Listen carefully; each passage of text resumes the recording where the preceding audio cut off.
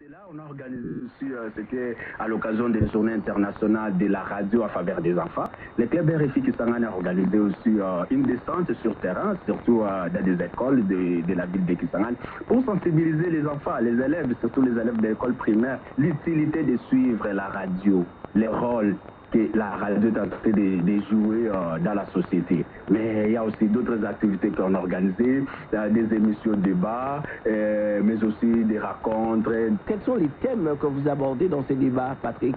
Nous abordons plusieurs termes. Il y a par exemple les violences basées sur les genres, par exemple sur la nouvelle technologie, l'utilité ou comment on peut utiliser l'Internet, parce que vous savez très bien avec l'événement des réseaux sociaux, tout le monde navigue, tout le monde surfe sur Internet, mais il y a aussi cette dangerosité. Qu'est-ce que l'Internet peut nous amener en plus dans la vie quotidienne? Parce que vous savez très bien, l'étudiant est censé connaître comment utiliser son téléphone, mais aussi de naviguer à tout moment pour que cela va lui permettre de faire ses recherches scientifiques. Mais il y a aussi cette dangerosité. Est-ce que l'élève utilise la connexion Internet pour des fins d'études ou aussi pour d'autres choses qui n'est pas utile? Alors, on a organisé ce genre de débat avec des élèves et des étudiants pour cerner un peu les problématiques, mais aussi donner un peu des pistes de solutions dans l'utilisation de l'Internet, mais surtout nous sommes plus basés sur les réseaux sociaux. Est-ce que les jeunes,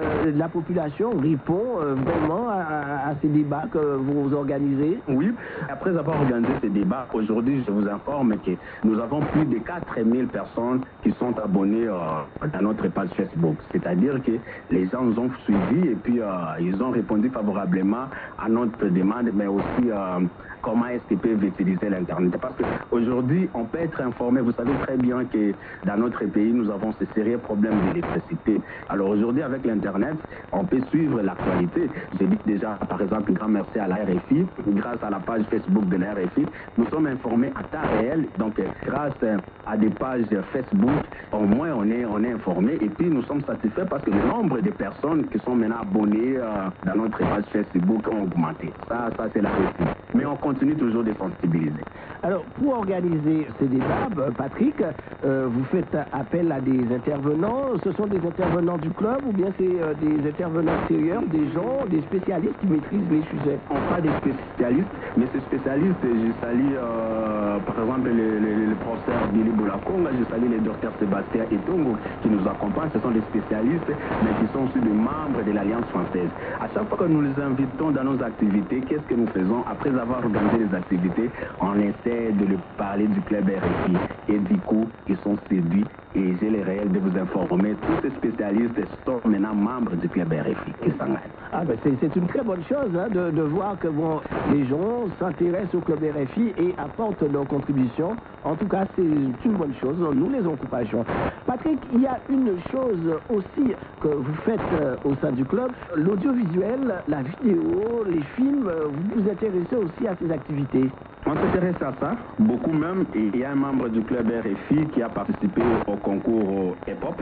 Il s'appelle Orphan Fund, même s'il n'a pas gagné, mais sa vidéo était parmi des vidéos sélectionnées à la grande finale.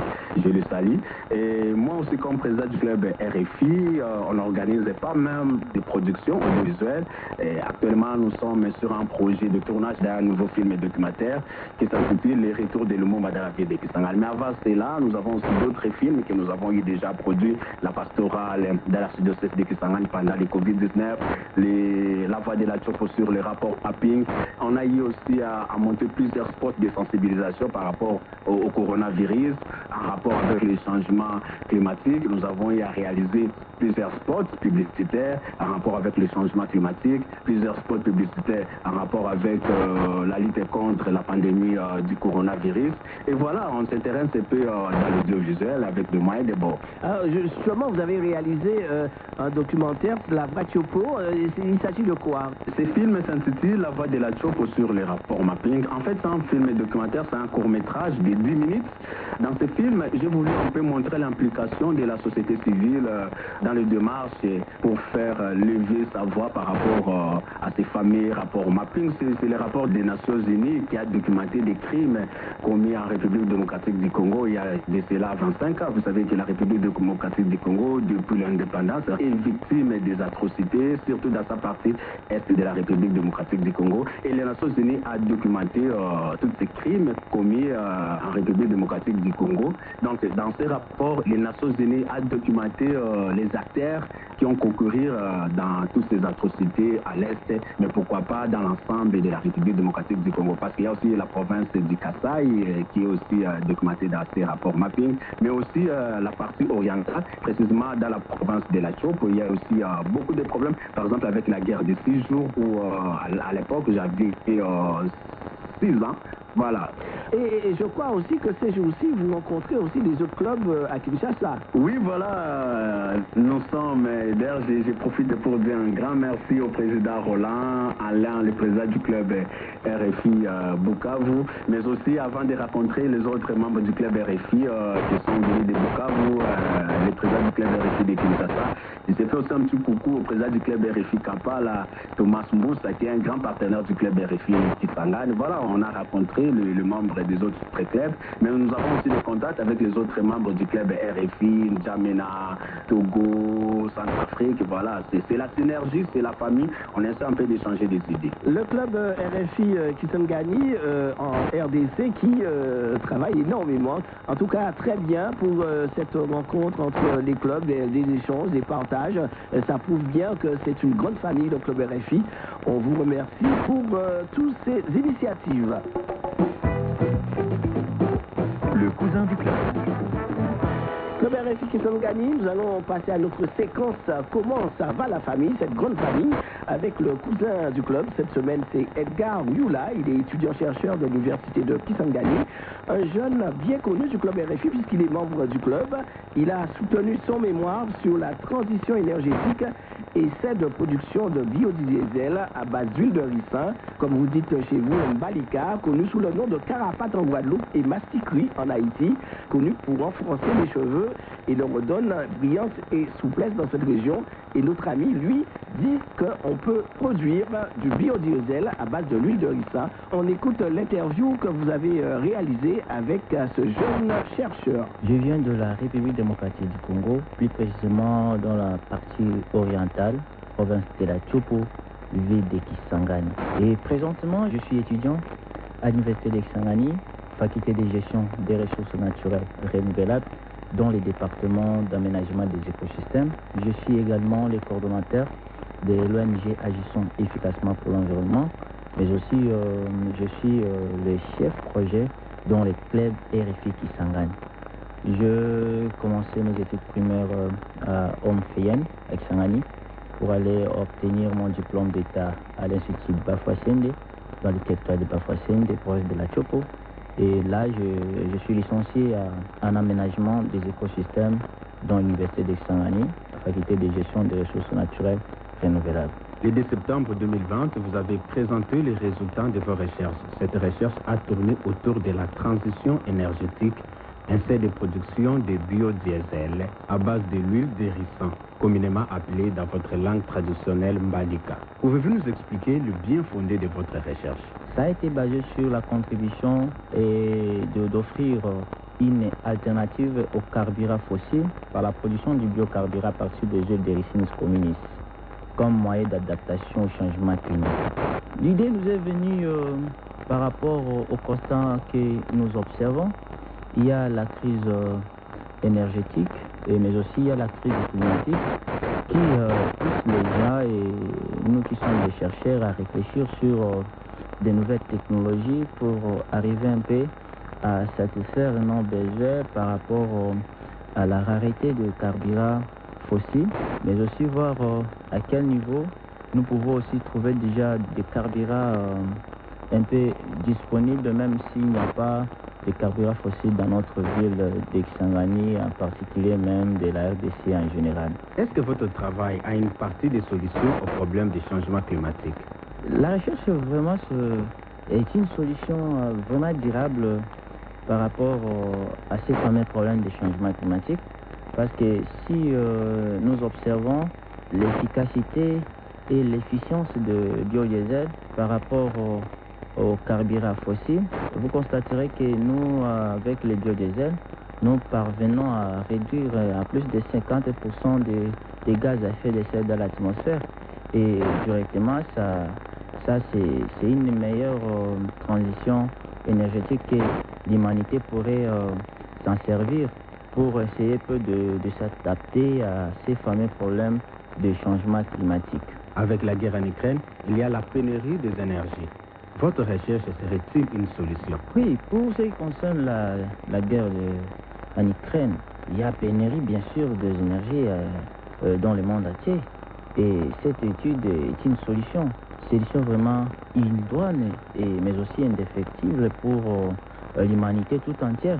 Et si et seulement si on pourrait mettre une industrie ou soit une entreprise appropriée pour la transformation, la production à grande échelle, ça serait vraiment une solution pour aussi pallier à cette crise que le monde passe ces derniers temps à travers cette guerre de l'Ukraine. Quel est l'avantage de l'utilisation du biodiesel? Dès que vous utilisez le biodiesel, il y a une forte efficacité et le biodiesel est tellement efficient, d'où, selon même des études précédentes que nous révèle Gabriel en 2008, a mené une étude comparative entre le biodiesel et les gazoles fossiles et il révèle qu'il y a plus de 50% de réduction de dioxyde de carbone en utilisant les diesels écologiques, ou soit les biodiesels.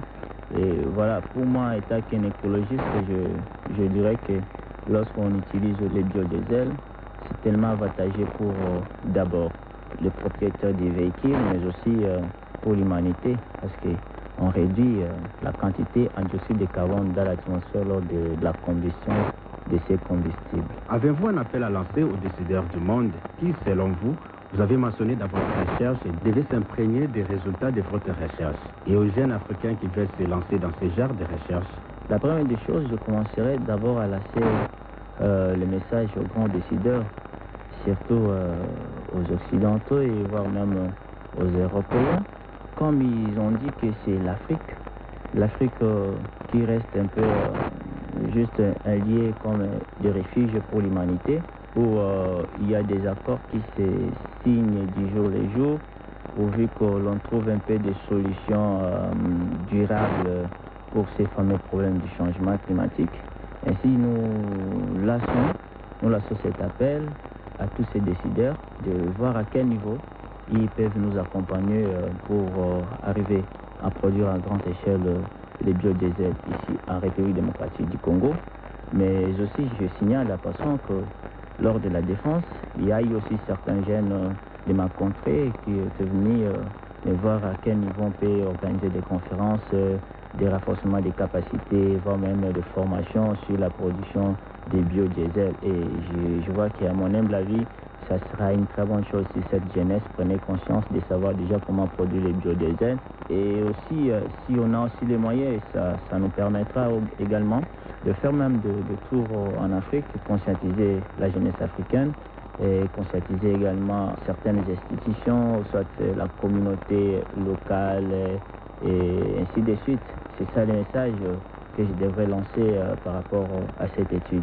Merci Edgar Youma. Merci à tous les fidèles auditeurs de la Radio France Internationale. Je dis aussi merci à la RFI. C'était le cousin, l'invité du club, l'étudiant-chercheur Edgar Youla de l'université de Kisangani. Club RFI, l'émission La Méthode. Bien sûr, nous n'allons pas nous quitter sans le proverbe de la semaine. Alors, le proverbe de la semaine, c'est un enfant gentil et obéissant ne meurt pas de faim. Alors, quelle est l'explication, Patrick Mangala? Un enfant qui respecte les aînés ne manque pas de cadeaux. Ça a tout son sens, ça, Patrick. Hein? Ça veut dire donc qu'il faut être obéissant, faire les choses bien et respecter les gens. C'est ça. Merci en tout cas pour tout ce bon moment que nous avons passé ensemble comme RFI Kisangani. Retrouvons-nous samedi prochain et on vous répète, hein, prenez soin de vous et de vos proches. Vous pouvez réécouter nos émissions en podcast sur rfi.fr et nous écrire Club RFI, tout attaché, @rfi.fr. Pour nous quitter, une chanson Oui, la chanson s'intitule Zaïrois de l'artiste Joe MBGF. C'est un artiste produit par le club RFI Kisangani. Zaïrois, c'est le titre du club RFI Kisangani de Joël MDG. Bonne écoute et à la semaine prochaine. Ebelena mona bakunda, lelo na bibandinda, bunda, luka, bunda bunda, elema mwana bunda, bunda bunda, elema mwana bunda, à des roses sans épines, rien ne se gagne sans effort, bunda, luka, bunda bunda, elema mwana bunda, tongo esilikotana, elema bunda mwana, tongo esilikotana, elema bunda mwana, la vie c'est les combats, d'être mwana bunda, bunda elema mwana bunda, tongo esilikotana, elema bunda mwana, oh na na na, oh na na na na na.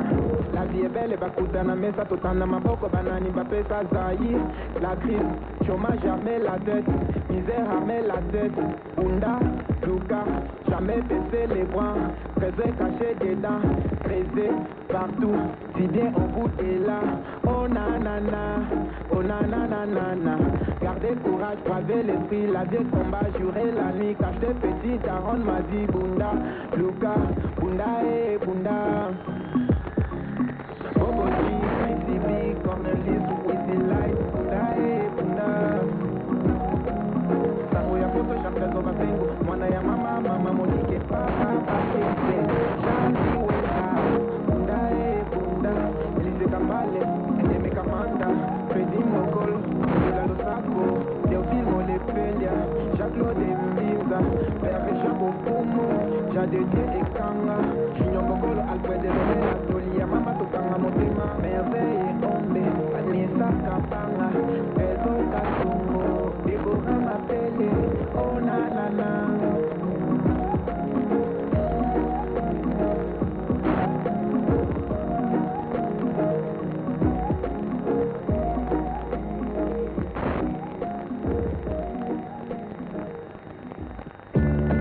Religion du monde, Véronique Guémard. Quel poids représentent les évangéliques au Brésil? Ce dimanche se tiennent les élections générales, un face-à-face entre le président sortant d'extrême droite Jair Bolsonaro et l'ex-président de gauche Inácio Lula da Silva. Les voix des évangéliques, qui représentent désormais plus d'un tiers de la population, sont particulièrement convoitées. Religion du monde, Véronique Guémard. Dimanche, à partir de 9h10 TU. RFI.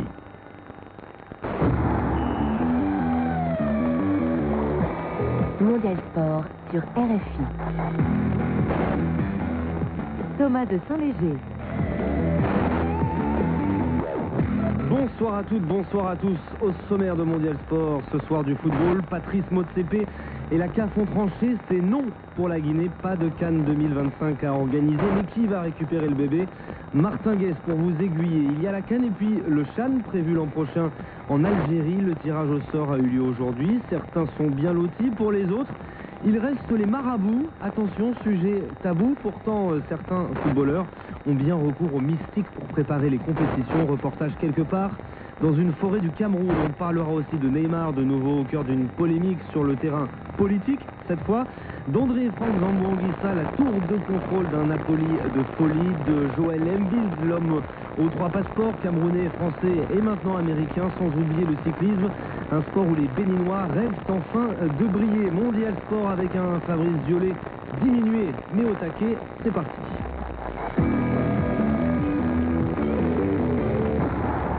Guinea is not ready to host the AFCON in 2025. La Guinée n'est pas prête pour accueillir la CAN en 2025. Patrice Motsepe, le président de la CAF, a redit aujourd'hui à Alger ce qu'il avait annoncé hier à Conakry après une entrevue avec les dirigeants guinéens. L'organisation de la 35e édition de la Coupe d'Afrique des Nations est retirée à la Guinée, trop en retard sur la construction des infrastructures des stades. Alors dans un pays où le football est roi, cette nouvelle forcément en a déçu plus d'un. Reportage à Conakry, Tierno Diallo. La nouvelle est tombée tel un coup près et s'est répandue comme une traînée de poudre à travers les réseaux sociaux. Dans la rue, déception et incompréhension s'entremêlent.